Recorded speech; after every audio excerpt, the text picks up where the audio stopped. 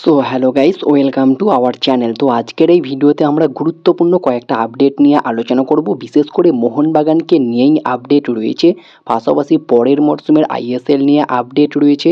এছাড়াও আইএসএল এর নতুন টিম কনফার্ম হলো, সেটা নিয়েও আপডেট জানাবো। তো মোহনবাগানকে নিয়েই মেনলি গুরুত্বপূর্ণ কয়েকটা আপডেট রয়েছে, ট্রান্সফার আপডেট, সেগুলো তোমাদেরকে জানাবো। তো ভিডিওটা ইন্টারেস্টিং হবে, শেষ পর্যন্ত দেখতে থাকো। আর আমাদের এই চ্যানেলে যারা প্রথমবার এসেছো তারা অবশ্যই সাবস্ক্রাইব করে পাশের বেল আইকনটিতে অল প্রেস করে দিও। তো চলো শুরু করা যাক। প্রথমেই আমরা কথা বলে নেব, আইএসএল এর নতুন টিম কনফার্ম হলো। কোন টিম সেটা তো অলরেডি অনেক আগেই তোমাদেরকে জানিয়েছিলাম যে ডায়মন্ড হারবার এফসি আইএসএল এ খেলবে এবং এক ধাপ তারা প্রায় এগিয়ে এসেছে। তো ফাইনালি সেই দিনটা অফিসিয়ালিভাবে কনফার্ম হয়ে গিয়েছে। গতকালকেই তারা চ্যাম্পিয়ন অ্যানাউন্সমেন্ট হয়ে গিয়েছে। যদিও তারা লাস্ট ম্যাচটা হেরেছে, তবে তারপরেও তারা যে আইএসএল খেলবে সেটা পুরোপুরি কনফার্ম করে দেওয়া হলো। তো পরের মরশুমে ডায়মন্ড হারবার এফসিকে আমরা আইএসএলে খেলতে দেখতে পারবো। আর যেখানে পরের মরশুমের আইএসএল নিয়েই কথা হচ্ছে, সেখানে পরের মরশুমের আইএসএল নিয়ে কি আপডেট আছে সেটাও তোমাদেরকে জানাই। তো বলে রাখি, গতকালকেই কিন্তু একটা মিটিং হয়েছে যেখানে এআইএফএ প্রাক্তন সভাপতি প্রফুল্ল প্যাটেলও এসেছিলেন এবং একটা বড়সড় মিটিং হয়েছে। এবং যেমনটা খবর বেরিয়ে এসেছে যে জিনিয়াস স্পোর্টসকে নিয়েই তারা মেনলি আলোচনা করেছেন, ক্লাব জোটের কথাবার্তা নিয়েও আলোচনা করেছেন এবং জুনের 15 তারিখের মধ্যে কিন্তু একটা প্রায় চূড়ান্ত সিদ্ধান্ত জানানো হবে, যেটা কিন্তু খুবই বড় একটা ব্যাপার ভারতীয় ফুটবলের বিষয়ে। তো দেখা যাক পরবর্তী তারিখে কি কনফার্ম আপডেট আসে, যেন এটা আবার সেই নাটকে পরিণত না হয় যেটা এই আইএসএল এর আগে হয়েছিল। আশা করব যত দ্রুত সম্ভব এই বিষয়টাকে পুরোপুরিভাবে মিটিয়ে দিয়ে ক্লাবগুলোকে একটা আস্থা দেওয়া, তাহলে তারাও কিন্তু ভালো করে প্রিপারেশন নিতে পারবে। এই মরশুমের মতো অন্তত খাপ ছাড়া স্কোয়াড নিয়ে খেলতে হবে না, যেখানে অনেক ক্লাবই কিন্তু অনেক সমস্যার মুখে পড়েছে। তো আশা করব পরের মরশুমের আগেই সব কিছু ঠিকঠাক হয়ে যাবে। এরপরে যদি আমরা কথা বলি মোহনবাগানের খবরে, যে খবরটা না জানালেই নয়, আসন্ন ইউনিটি কাপের জন্য আয়োজিত ক্যাম্প থেকে মোহনবাগান সুপার জায়ান্ট তাদের 7 জন ফুটবলারকে ডেকে নিয়েছে এবং তারা লন্ডনে যাবে না ইউনিটি কাপের জন্য। খুবই শকিং একটা ব্যাপার, কেন এমন সিদ্ধান্ত এটা বুঝতেই পারছি না। তো জানি না কি হয়েছে এই বিষয় নিয়ে, তোমাদের কারোর জানা থাকলে অবশ্যই কমেন্টে জানিও। তবে মোহামেডান এসসিকে নিয়েও একটা খবর রয়েছে, হালকা একটা আপডেট তোমাদেরকে জানিয়ে দিই। মোহামেডান এসসি তারা অলরেডি রেলিগেটেড হয়ে গিয়েছে, তবে তারা রেলিগেশনটা বাঁচাতে কোর্টে আপিলও করছে এবং সেখানেই যে খবরটা বেরিয়ে আসছে তারা নতুন ইনভেস্টরের আশায় রয়েছেন। এবং যেমনটা শোনা যাচ্ছে তারা নাকি নওশাদ সিদ্দিকী, হুমায়ুন কবির ও দীপক সিংকে চিঠি দিয়ে জানিয়েছেন তারা যদি 13 কোটি টাকা মোহামেডান এসসি ক্লাবের দেনা শোধ করে ক্লাবে আসতে চায়, তাহলে 61% শেয়ার ছাড়তে রাজি হবে মোহামেডান এসসি ক্লাব ম্যানেজমেন্ট। তো দেখা যাক এই বিষয়ে কোনো চূড়ান্ত আপডেট আসে কি, আপডেট আসলে অবশ্যই তোমাদেরকে জানাবো। তো যদি চলে আসি মোহনবাগানের খবরে, প্রথমেই যে খবরটা বেরিয়ে আসছে, মোহনবাগান কিন্তু অলরেডি আলবার্তোর সঙ্গে কথাবার্তা শুরু করে দিয়েছে এবং একটা মৌখিক আলোচনা হয়ে রয়েছে। আলবার্তো রড্রিগেজের সাথে আরও 2 বছর বা 3 বছরের চুক্তিও হতে পারে, এমনই একটা আপডেট বর্তমানে বেরিয়ে আসছে। স্প্যানিশ এই ডিফেন্ডারের পারফরমেন্স নিয়ে নতুন করে বলার কিছু নেই। মোহনবাগানের একমাত্র বিদেশি যিনি দুর্দান্তভাবে নজর কেড়েছেন, তো সেই আলবার্তো রড্রিগেজ যে মোহনবাগানে থাকবে সেটা আমরা গত ভিডিওতেই আলোচনা করেছিলাম। তো ফাইনালি একটা বড় সোর্স থেকে এই আপডেটটা পাওয়া যাচ্ছে, আলবার্টোর সঙ্গে একটা মৌখিক কথাবার্তা মোহনবাগান ম্যানেজমেন্ট সেরে রেখেছে এবং তার সঙ্গে 2 বছরের চুক্তিও হতে পারে। তো এই আপডেটটা কিন্তু খুবই গুরুত্বপূর্ণ একটা আপডেট। তোমরা কতটা খুশি আলবার্তো মোহনবাগানে থেকে গেলে সেটা তোমরা কমেন্টে জানিও। এরপরে যদি আমরা কথা বলি, মোহনবাগান টম আলরেডকে তো ছেড়ে দিচ্ছে, আর টম আলরেডের রিপ্লেসমেন্ট হিসাবে একজন দুর্দান্ত প্লেয়ারকে স্কাউট করছে।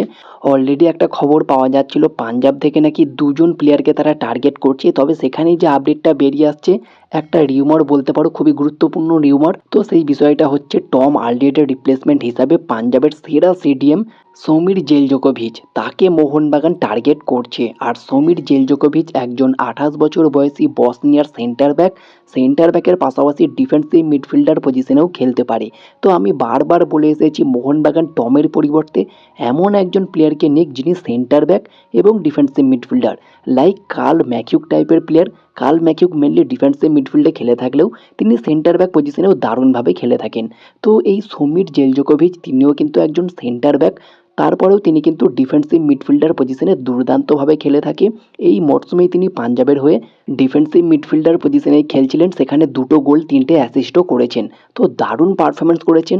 আর এই সমীর জেলজোকোভিচের মার্কেট ভ্যালু যে খুব হাই সেটাও নয়, মাত্র 2.8 কোটি টাকা।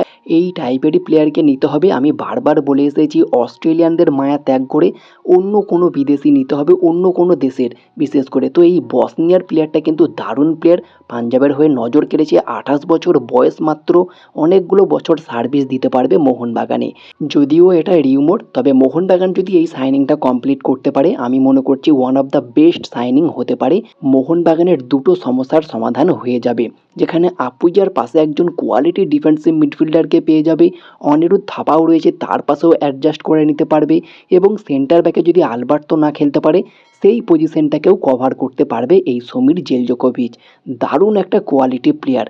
তবে দেখা যাক এই ডিলটা ডান করতে পারে কি। বেশ কয়েকটা সোর্স থেকেই এই আপডেটটা বেরিয়ে আসছে।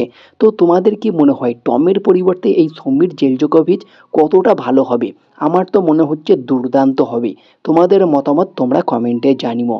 এরপরে যদি আমরা কথা বলি সার্জিও লোবেরাকে নিয়ে, তো সার্জিও লোবেরাকেও মোহনবাগান ছেড়ে দেবে এমনই কিন্তু খবর রয়েছে। আর সেখানেই তারা দুটো কোচকে মেনলি টার্গেট করছে। তবে একটা কোচের নাম ইতিমুহূর্তেই সামনে এসেছে, সেটা হচ্ছে নর্থ ইস্ট ইউনাইটেড এফসির কোচ জুয়ান পেদ্রো বানালি। তিনিও একজন স্প্যানিশ কোচ, যার প্রেফার্ড ফরমেশন 4-2-3-1। আর নর্থ ইস্টের সঙ্গে তার আরও একটা বছরের চুক্তি রয়েছে। এবং যেমনটা খবর পাওয়া যাচ্ছে, শুধু জুয়ান পেদ্রো বানালেই নয়, তার সঙ্গে আলাদিন আজারাইকেও নিতে ইন্টারেস্টেড মোহনবাগান। দুজনকেই একসাথে দলে চাইছে, আর দুজনের সঙ্গেই নর্থ ইস্টের চুক্তি রয়েছে। তবে আলাদিন আজারাইকে নিতে চাইলে ট্রান্সফার ফি দিতে হবে, যেটা নর্থ ইস্ট দাবি করছে। তবে সব কিছু ঠিকঠাক থাকলে যদি জুয়ান পেদ্রো বানালি মেনলি মোহনবাগানে আসে, তাহলে আলাদিনকেও আমরা দেখতে পারবো। আর যদি জুয়ান পেদ্রো বানালি না আসে, তাহলে নতুন একজন কোচ আসবে, যিনি এর আগে ইন্ডিয়াতে কখনো কোচিং করায়নি। এমনই কিন্তু আপডেট বেরিয়ে আসছে। তবে জুয়ান পেদ্রো বানালি আসলে কতটা ভালো হবে সেটা তোমরা কমেন্টে জানিও। তবে এখানে আমার পার্সোনালি মতামত জানাতে চাই একটা, তো সেটা হচ্ছে সার্জিও লোবেরা, তাকে কি ছাড়াটা একদমই ঠিক, রাখার কি দরকার রয়েছে? তো দেখো, সার্জিও লোবেরা যে খুব বাজে পারফরমেন্স করেছে, একদম বিচ্ছিরি খেলিয়েছে মোহনবাগান দলটাকে নিয়ে, সেটা কিন্তু নয়। যে টিমটা চ্যাম্পিয়ন হয়েছে সেই টিমের পয়েন্ট হচ্ছে 26, আর মোহনবাগান টিমেরও পয়েন্ট হচ্ছে 26। তবে হ্যাঁ, মোহনবাগান চ্যাম্পিয়ন হওয়ার দাবি রাখতে পারে এত ভালো একটা স্কোয়াড নিয়ে। যদিও মোহনবাগান বেশ কয়েকটা ইজি ম্যাচে পয়েন্ট লস করেছে, যার ফলেই মোহনবাগানকে খেসারত দিতে হয়েছে। তবে সেটা কি কোচের ভুল? প্লেয়ারদের কি কোনো ভুল নেই? যে প্লেয়ারগুলো মাঠে খেলছে তাদের ডেডিকেশনটা তোমরা দেখো। কোচ তো সব রকম চেষ্টা করেছে, প্রত্যেকটা প্লেয়ারকে খেলিয়েছে। যখন প্রয়োজন হয়েছে 4জন বিদেশি অ্যাটাকারকে একসাথে খেলিয়েছে, তারপরেও গোল করতে পারেনি, তাহলে সেখানে কোচ কি করবে? তো প্লেয়ার চেঞ্জ করলেই আমার মনে হয় ভালো হবে। কোনো রকম কোচ চেঞ্জ করার প্রয়োজন নেই। সার্জিও লোবেরা থাকলে ভালো হবে, এবং তার মতো করে তাকে দলটা সাজাতে দিতে হবে। ম্যানেজমেন্ট যেন এই বিষয়ে কোনো ইন্টারফেয়ার না করে। কোচ কোন প্লেয়ারকে দলে নেবে, কাকে রাখবে কাকে রাখবে না, পুরোপুরি সিদ্ধান্ত যেন তার উপরে ছাড়া হয়। তাহলেই মোহনবাগান টিমটা একটা ব্যালেন্স টিম হবে, এবং ভালো রকম একটা স্কোয়াড গঠন করতে পারবে। তো এটা আমার পার্সোনালি মতামত। তোমাদের মতামত তোমরা কমেন্টে জানিও। তো এই ছিল আজকের ভিডিও ভালো লাগলে লাইক শেয়ার কমেন্ট করে চ্যানেলটিকে সাবস্ক্রাইব করে দিও। পাশে থাকা বেল আইকনটি ক্লিক করতে একদমই ভুলো না। তো দেখা হচ্ছে নেক্সট কোনো ভিডিওতে। Bye bye, have a good day.